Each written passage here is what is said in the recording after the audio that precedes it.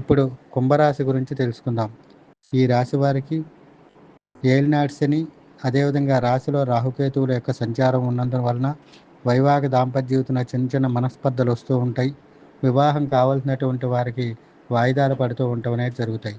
విద్యార్థులకు చిన్న చిన్న సమస్యలు ఉన్నప్పటికీ వారం ద్వితీయార్థం నుంచి కలిసి వచ్చే విధంగా ఉంటుంది. అయితే ఈ రాశికి సంబంధించినటువంటి వారు ప్రయాణాలు చేసేటప్పుడు తగు జాగ్రత్తగా వ్యవహరించవలసి ఉంటుంది. అదేవిధంగా ఈ రాశి వారికి వ్యాపారపరంగా అధిక లాభాలు గడించటం, అదేవిధంగా వ్యాపారస్తులకు బాగా కలిసి వచ్చే కాలంగా చెప్పవచ్చును.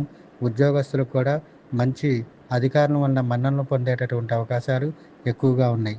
వీరికి చిన్న చిన్న సమస్యలు ఉన్నప్పటికీ గతంతో పోలిస్తే ఇప్పుడు బాగా కలిసి వచ్చేటటువంటి వారంగా చెప్పవచ్చును.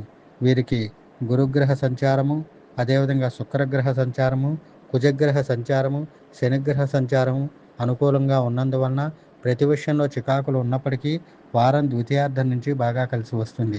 అయితే వీరు ఊహించిన దాని కంటే సమస్యలు అనేటటువంటివి ఉండవు. ప్రతి విషయంలో తొందరపాటు అనేది పనికిరాదు. ఒకటికి రెండు సార్లు అన్ని విషయాలు ఆలోచించి నిర్ణయాలు తీసుకుంటే బాగుంటుంది. చిన్న చిన్న గతంలో ఉన్నటువంటి అప్పులు కూడా వారం ద్వితీయార్థం నుంచి తీరేటటువంటి అవకాశాలు ఎక్కువగా గోచరిస్తున్నాయి. అదేవిధంగా స్థిరాస్తికి సంబంధించినటువంటి వారికి కూడా కొన్ని నిర్ణయాలు తీసుకోవడం బాగా కలిసి వచ్చే వారంగా చెప్పవచ్చును.